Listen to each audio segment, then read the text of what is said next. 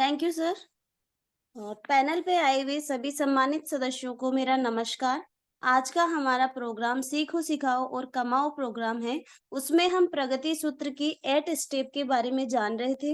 हमने 5 स्टेप जान ली थी। आज हम हमारी छठी स्टेप है 100% यूजर बने, वो हम जानने की कोशिश करेंगे। छठी स्टेप है 100% यूजर बने। कंपनी की वेबसाइट का नियमित उपयोग करें जिससे उत्पादों की जानकारी बढ़ती रहे। अपने नेटवर्क का समय अंतराल पर अध्ययन करें तथा कमजोर एसोसिएट से मुलाकात कर उसकी समस्याओं का समाधान करें। अपने उत्पादों की खूबियां तथा उनके अच्छे पहलुओं पर सदैव चर्चा करते रहें। कंपनी की उपलब्धियों तथा भविष्य की चर्चा करते रहें। नेटवर्क की उपलब्धियों की चर्चा करते रहें तथा जानकारी रखें। 7 स्टेप है टीम प्लेयर बने। अपने टीम के साथ सामंजस्य बनाकर रखें। अपने अपलाइन से निरंतर संपर्क बनाकर रखें। अपने डाउनलाइन से चर्चा करते रहें तथा उसकी समस्याओं को जानकर उनका समाधान करने का प्रयास करें। अपनी टीम के नियमों का कठोरता से पालन करें। टीम का अर्थ होता है टुगेदर एवरीबॉडी अचीव मोर। आगे हम देखेंगे नो क्रॉस लाइनिंग, दूसरे प्रोस्पेक्ट पर अपना हक न जताना। जब कभी इकट्ठा प्रेजेंटेशन होता है तो हो सकता है कोई दूसरे एसोसिएट हमारे किसी परिचित को प्लान दिखाने के लिए पहले से आमंत्रित किया हो और हम उसे वेन्यू में देख लें तो एकदम ऐसा लगता है कि हमारे साथ गलत हो रहा है। जो हमारा परिचित है उसे दूसरा एसोसिएट कैसे बुला सकता है? उस आमंत्रित को तो हमारे नीचे आना चाहिए। ऐसा सोचना सिस्टम और बिजनेस सिद्धांत के विरुद्ध है। इसलिए तो आपसे कहा जाता है एक बड़ी सी लिस्ट बनाकर उस आधार पर लिस्ट में लिखे सभी नामों से संपर्क कर उन्हें प्लान दिखा दे। काउंसलिंग, सफल अपलाइन के सहयोग से समस्याओं का समाधान। काउंसलिंग मतलब है हम अकेले में किसी सफल अपलायंस से बिजनेस में आने वाली समस्याओं का सकारात्मक हल पाने के लिए विचार विमर्श करें। जैसे जैसे ग्रुप का साइज बढ़ता है संगठन को मजबूत बनाए रखने की कवायद भी शुरू हो जाती है। ऐसे में किसी सफल अपलायन के तजुर्बों और सलाह की जरूरत ज्यादा बढ़ जाती है क्योंकि ग्रुप बढ़ता है तो नए नए दृष्टिकोण के लोग जुड़ते जाते हैं।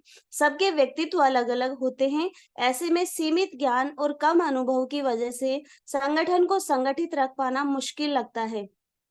इसलिए अपलाइन की सलाह मायने रखती है क्योंकि वे पहले ही इस समस्या से गुजर चुके हैं। इसलिए समस्या का समाधान उनके पास मौजूद होता है। अपलाइन बेहतर जानते हैं कि कब, कहाँ, कैसे और क्यों काम करना है।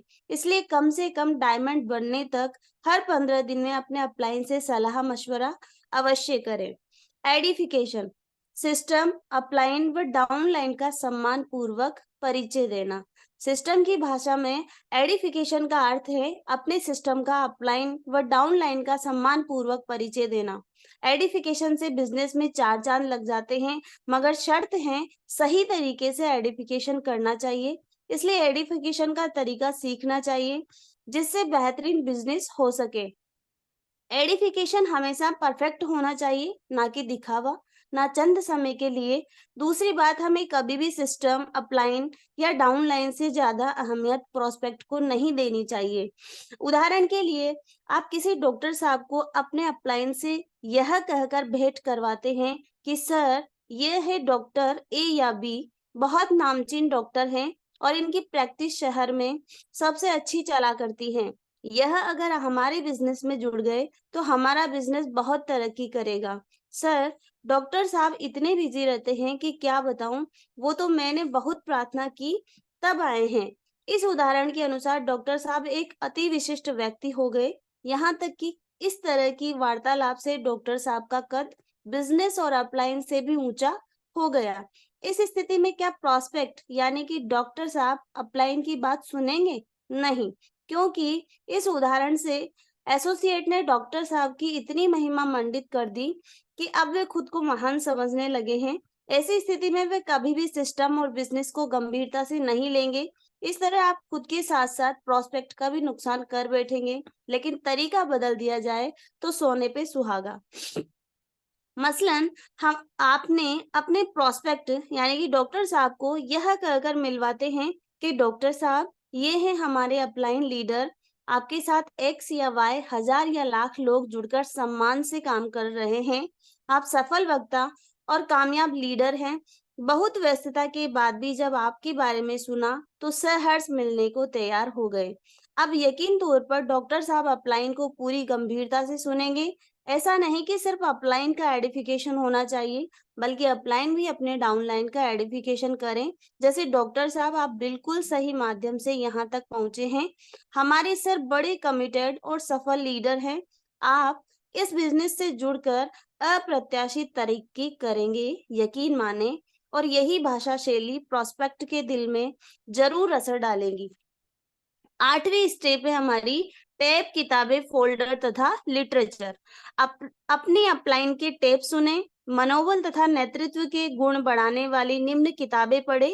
किताबों के नाम हैं जीत आपकी, बड़ी सोच का बड़ा जादू, रिच डैड, खुद ही को कर बुलंद इतना, बिजनेस स्कूल, मेरा चीज किसने हटाया, द 1 मिनट मैनेजर इत्यादि। कंपनी का फोल्डर अपने पास रखें तथा नया फोल्डर आने पर जरूर खरीदें। कंपनी के संबंध में उपलब्ध लिटरेचर खरीदें व अध्ययन करें। टैब टैब के अंतर्गत हमें गंभीरता से सभी लीडर्स के मोटिवेशनल व शिक्षाप्रद ऑडियो वीडियो सुनना देखना निहायत ही जरूरी है।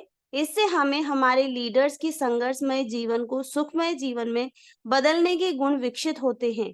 हमें अपने लीडर्स की गुजरी लाइफ से मुश्किलों से हौसलों के साथ लड़ने की शक्ति भी मिलती और उनकी वर्तमान जिंदगी से हम आगे बढ़ने की प्रेरणा पाते हैं।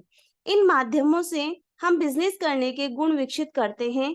इन ऑडियो वीडियो में जिन लीडर्स का समावेश हुआ है वे कभी अति साधारण जिंदगी जी रहे थे, मगर आज वे वक्त के सिकंदर हैं, जिससे साबित होता है कि यहाँ हर बैकग्राउंड के लोग सफल हो सकते हैं।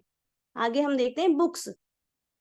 इस बिजनेस में हमें लीडर बनना पड़ता है। इस हेतु सतत अध्ययन करने वाला रीडर अर्थात पढ़ने वाला बनना जरूरी है। कहते हैं leaders are reader and readers are leaders. मतलब जो लीडर है वो पढ़ते हैं, जो पढ़ते हैं वो लीडर हैं। हर किताब आपको कुछ ना कुछ अवश्य सिखाती है। सकारात्मकता से भरपूर किताबें पढ़ने से बौद्धिक स्तर पुख्ता होता है, शुद्ध संकलन बढ़ता है, भाषा प्रभावी बनती है। हम भविष्य में वही बनते हैं जैसा हम पढ़ते हैं। यदि हम प्रतिदिन सिर्फ 20 मिनट किसी अच्छी किताब को पढ़ते हैं तो 1 महीने में 1 साल में 12 और 10 साल में 120 किताबें पढ़ सकते हैं। है ना कमाल। धीरू भाई अंबानी कहते हैं किसी भी बिजनेस में सफल होने के लिए ज्यादा पढ़ा लिखा होने की जरूरत नहीं है, लेकिन पढ़ते लिखते रहने की जरूरत है। किताब खरीदने से कोई गरीब नहीं होता, बल्कि वैचारिक स्तर पर अमीर होते हैं। यही सकारात्मक वैचारिक क्रांति जीवन की दिशा और दशा में परिवर्तन लाती है। फंक्शन। इस बिजनेस को आगे बढ़ाने के लिए सिस्टम द्वारा आयोजित कार्यक्रमों की सफल भूमिका होती है। हर कार्यक्रम पूरी तरह सकारात्मकता और व्यावसायिक प्रगति के भाव को पुख्ता करता है। लोगों ने डायमंड बनने का निर्णय इसी तरह के किसी प्रोग्राम में ही लिया था और वे बने भी। हर एक एसोसिएट को अपने बिजनेस को सफलतापूर्वक बढ़ाने के लिए सिस्टम द्वारा आयोजित इन कार्यक्रमों में बढ़ चढ़कर हिस्सेदारी करना चाहिए, क्योंकि ऐसे कार्यक्रम मन मस्तिष्क में सकारात्मक गहरा असर डालते हैं और यही असर प्रगति का प्रारंभिक बिंदु बनता है। आगे हम देखेंगे नेता यानी कि लीडर्स के कुछ खास गुण। उनका एक सपना होता है, वे अपना क्यों बहुत अच्छी तरह जानते हैं। वे हमेशा सकारात्मक दृष्टिकोण वाले होते हैं। वे हमेशा गोल्डन रूल का पालन करते हैं। वे हमेशा नम्र, लक्ष्यों के प्रति दृढ़ और सदैव अपने सपने की ओर बढ़ने वाले बने रहते हैं। हमेशा अपलाइन से राय मांगते हैं और प्रश्न पूछते हैं, अच्छे श्रोता होते हैं, उपस्थित रहते हैं, महीने में कम से कम 20 प्रेजेंटेशन दिखाते हैं, हमेशा दूसरों की मदद करने को तत्पर रहते हैं, सारे सेमिनार व ओपन मीटिंग में उपस्थित रहते हैं, टेप सुनने, किताब पढ़ने, अपने अपलाइन के प्रशिक्षण, प्रोत्साहन वगैरह के लिए सलाह एवं विचारों का महत्व अच्छी तरह जानते हैं। वे अपने सारे प्रोडक्ट्स एवं उनके उपयोग के प्रति वफादार रहते हैं।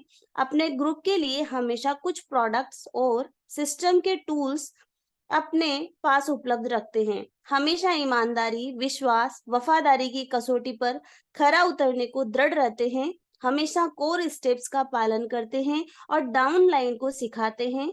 जो बिजनेस के जरूरी पहलू हैं, उन्हें लोगों के सामने रखते हैं। कभी भी अपने डाउनलाइन के प्रति गलत बयानी नहीं करते। हमेशा अपने अपलाइन और डाउनलाइन की तारीफ करते हैं। वे उन्हीं बातों पर अटल रहते हैं जिन्हें कि दूसरे लोग भी दोहरा सकते हैं। हर वो काम करने को तैयार रहते हैं जो उचित, जायज, कानूनी तौर पर सही और नैतिक हो। लीडर्स के दृष्टिकोण उत्साहित रहें, अपने काम के प्रति उत्साहित रहें, प्रतिबद्ध रहें, उत्तेजित रहें, इससे आपका बिज़नेस काफ़ी तरक्की करेगा। सेकंड है सकारात्मक रहें और सकारात्मक सोचें। हर दिन पॉजिटिव मेंटल एटीट्यूड से संबंधित टिप्स सुनें और किताबें पढ़ें। सम्मिलित रहें, सेमिनार, कन्वेंशन, ओपन मीटिंग तथा ट्रेनिंग सेशन में उपस्थित रहें। खुश रहें, यह एक तरह का हास्य या मजेदार बिजनेस है। मुस्कुराते रहिए, इसका मजा लीजिए। कोई भी बोरिंग व्यवहार पसंद नहीं करता। सफल बने, ऐसा सोचे और बोले जैसे कि जो सफलता आप चाहते हो अपने लिए वह आपको मिल ही चुकी है। सफलता से ही सफलता फैलती है। Thank you.